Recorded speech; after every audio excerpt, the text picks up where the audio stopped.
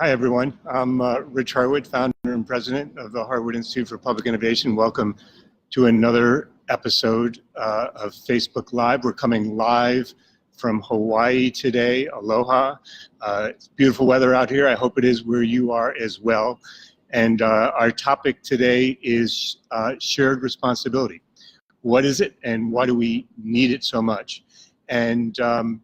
And what I'm hoping to do is to make the case for shared responsibility and to leave you with just a small handful, maybe 4 tips about what's important for you moving forward.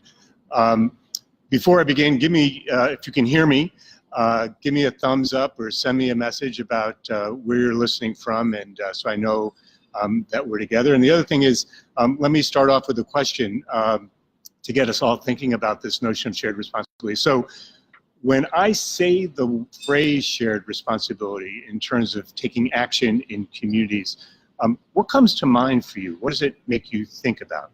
So if you could flip me a quick message about that, that would be great. So when I think about shared responsibility, you know, there are 2 conditions in our country right now, in our communities, that I think give us an opportunity. So often we talk about just the challenges today, but I actually believe amid all the challenges that we're facing in our communities in the country that there is a golden opportunity for us to move forward in a new way. Number 1 is that I think so many of us have a deep yearning to take greater control over our lives and to shape the future, our shared future in our communities. That we want to belong to something larger than ourselves, and that we want to express our sense of agency, our ability to get things done together. And so that's condition number 1 that I think is an opportunity for us. Now, what gets tied to that I think is really important is that so many of the challenges we face today, like education, food insecurity, the opioid crisis in many of our communities, safety, loneliness among so many Americans, that so many of these challenges actually require a collective response on the part of us in our communities, that one organization, one program, one initiative simply isn't going to do the trick. There are some issues where they will work, one initiative or one program or one organization, but on so many of the challenges that we face today, we need a collective response. And so I think shared responsibility for me is, how do we bring our resources and assets and people in a community together in ways that enable people, all kinds of people in communities, to come together and take action and to do it in a way that is addressing these issues collectively. So as I get into this idea of shared responsibility, there's a picture that I'm hoping you can get in your mind. I need you to get in your mind for this to work. And here's the picture. Think of a community as an ecosystem, right? You know what ecosystems are. They're like in nature, they're made up of different components. Well, communities are ecosystems too, and they operate very much like ecosystems, where we have organizations, we have funders, we have networks of people, we have individuals and neighbors, and all of these things are interacting on a daily basis and create the environment in which our lives take shape. They're the environment in which the challenges that we face, like education or opioids or loneliness, it's the environment in which we have to address those concerns. And also, it's the environment in which we can marshal our collective resources to attack or address some of these challenges that we need to take on. Here's the challenge that I think we face in thinking about shared responsibility and taking action in ecosystems.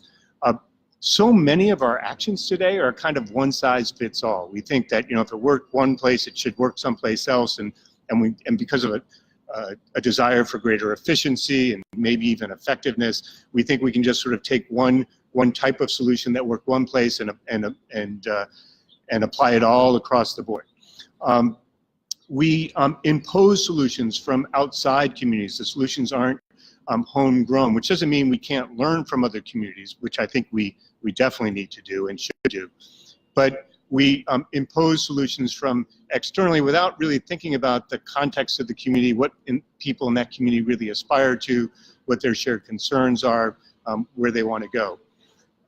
We devise these overly complex solutions for a lot of communities. And when I think about that, I think about, for instance, collective impact. And, you know, I've been criticized for critiquing collective impact, but even the folks in collective impact, many of whom we're working with, would say that, you know, collective impact works at certain points in a community's life cycle, but at other points, most communities don't have a readiness for it. There isn't an appetite for it. There isn't the trust that we need in communities to make it work. And so those collective impact initiatives don't get enough traction, often stall. We're seeing this across Australia with a lot of our colleagues in Canada and here in the US as well. So I'm not saying collective impact isn't a good thing, but I am saying that most communities aren't ready for it. And so we need to think about how to take collective response to the challenges we face, like education, opioids, loneliness, food insecurity, and other things in a different way. And so what I want to do is, for the next few minutes, is just give you some examples of what I mean by shared responsibility. And I'm going to start with some here in Hawaii, since I'm in this beautiful state, and the people are so friendly, and also so effective at, I think, beginning to take action in a shared responsibility way. And many of the groups that we're working with here in Hawaii are actually working on education. And so we're working with the State Department of Education, we're working with complex area superintendents, we're working with funders who are concerned about education, a whole collection of folks.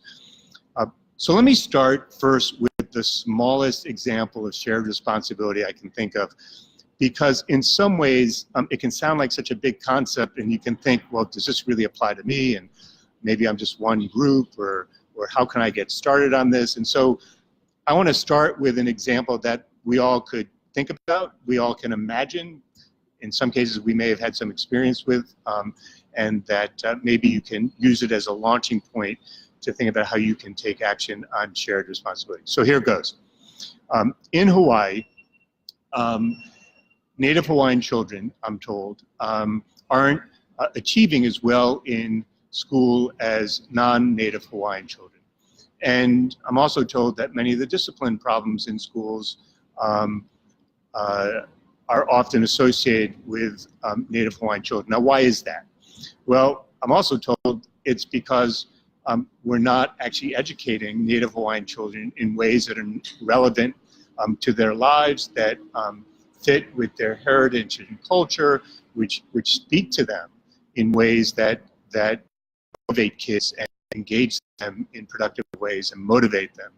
And so in some schools, think about a class or a grade, there are now who are working with groups in communities to educate Native Hawaiian children in different ways. Now, these aren't the typical partnerships where someone comes into the school and maybe speaks.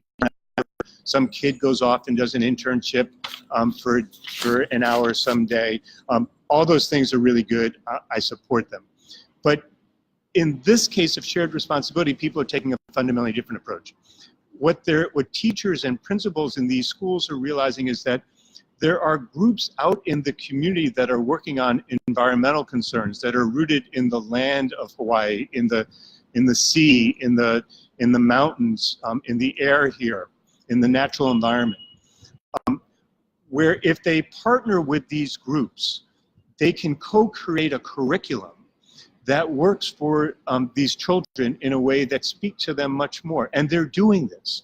And so you've got now all of a sudden teachers in schools partnering with nonprofits in communities and other groups in communities that are coming together and bringing their collective assets together to co-create a curriculum that speaks to these Native Hawaiian children, where the teachers and the nonprofits and other groups are not only co-creating the curriculum, but they're going through mutual learning about what's working and what's not working, and then making adjustments in this. And that they're thinking together about how they can spread this within a school, so that the culture of the school begins to shift and begins to turn outward toward the community to look at all the assets that are there, and the community no longer school and say, you know, you're solely responsible for educating our children. If you fail, we're going to blame you. No.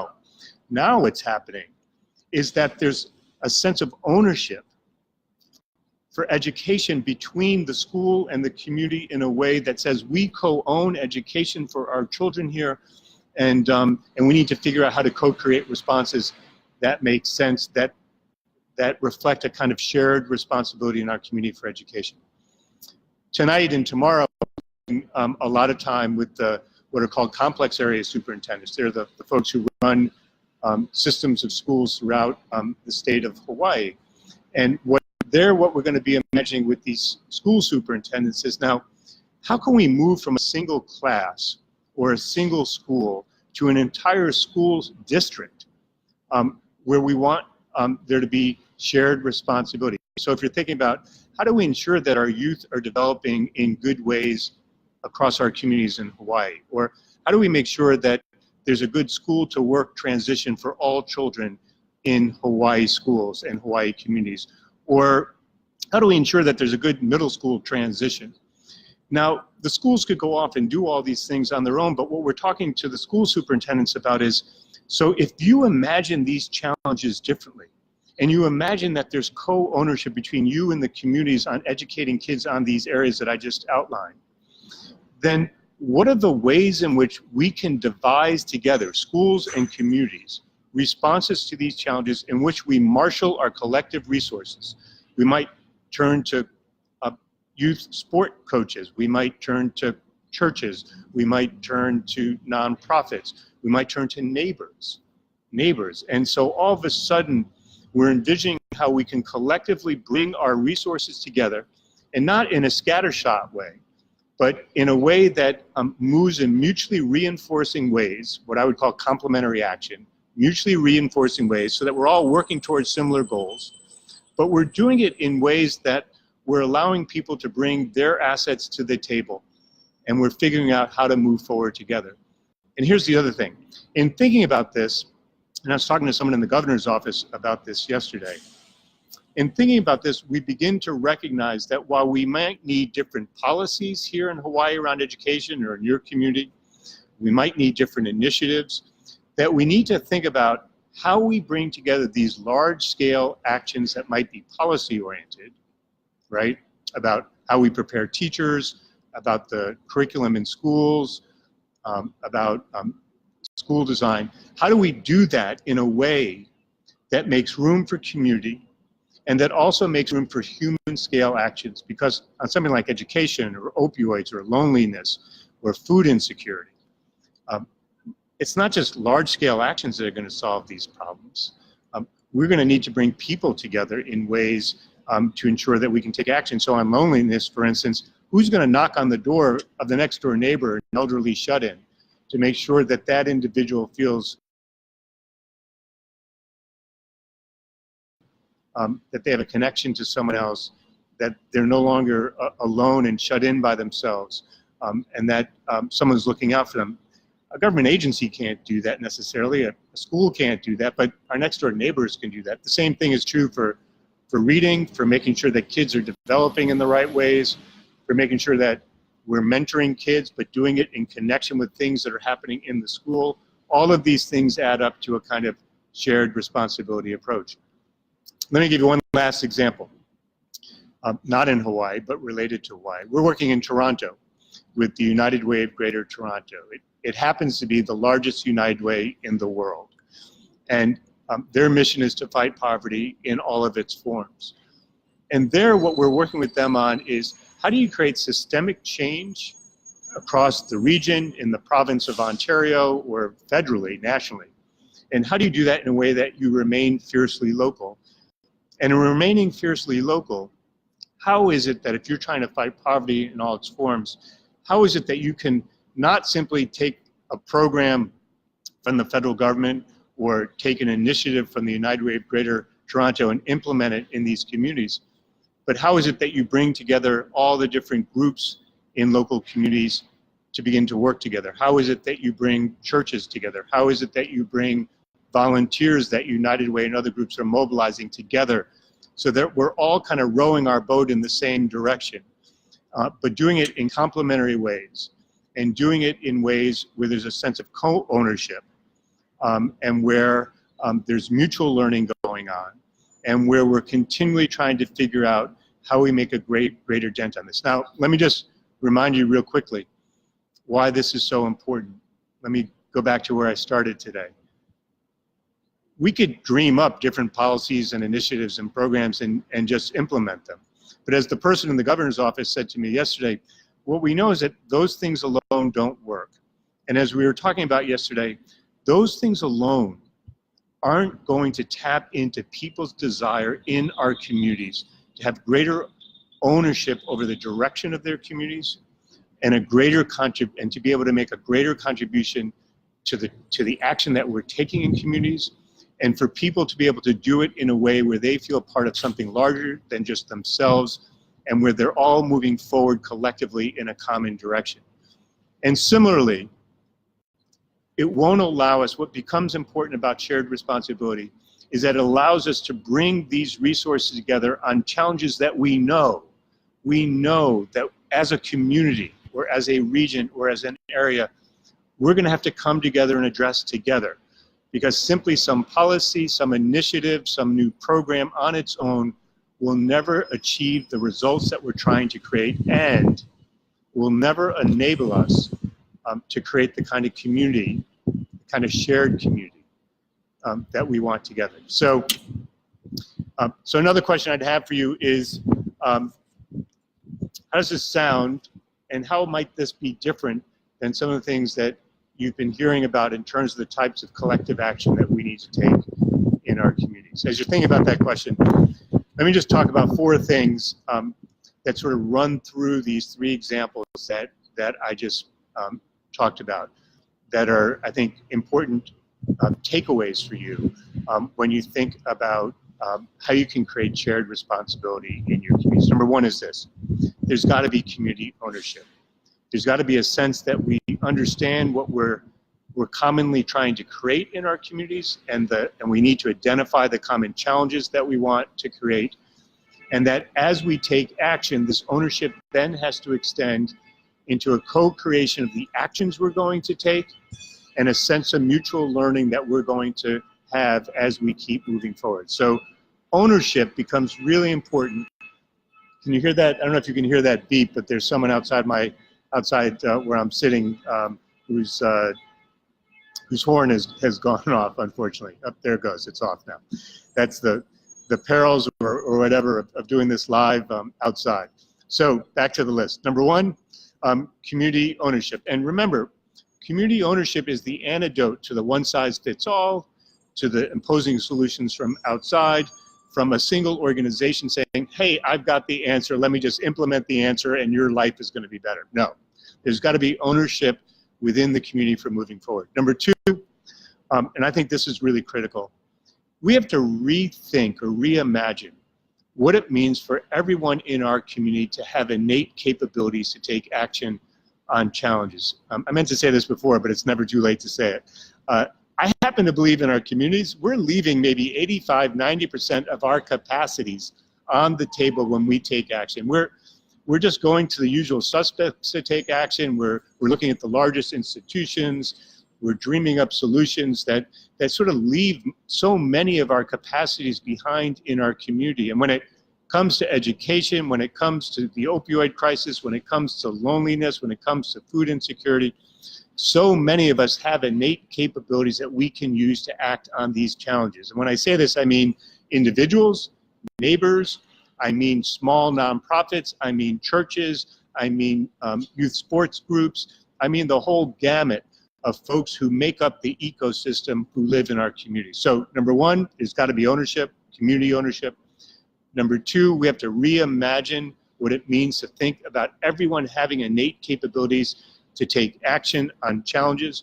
Number 3, I think we have to think about how do we tie together large-scale actions, which do come often from large institutions. How do we tie those together and align them with human-scale actions? Because we need both in order to solve these challenges.